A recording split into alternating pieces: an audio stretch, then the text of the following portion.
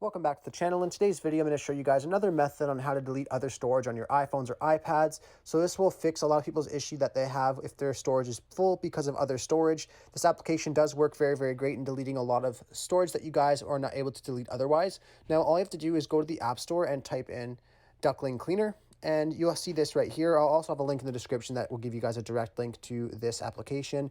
But all you want to do is download the application and open it up. And once you open it up, it might just ask for access to your photos, so it's totally up to you if you want to do that. I said yes for mine, but once you're in here, all I have to do is click on OK. And what you want to do is you want to scroll down on the storage,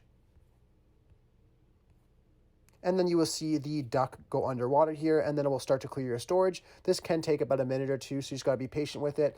But if you guys receive a pop-up saying that your storage is full when you're doing this process, just click on done. Otherwise, you just have to wait for this process to be done. So we'll give this just a couple minutes to finish up. And as you guys can see, as I finished up here, it says, congratulations, this time it increased my storage by 1.31 gigabytes, which is not bad at all considering my phone is still brand new and I've barely used it. Anyhow, I really hope this video helped you guys out by clearing out some of your other storage. If this video does help you out, I'd really appreciate if you gave this video a like and subscribe for more content similar to this. Thanks for watching.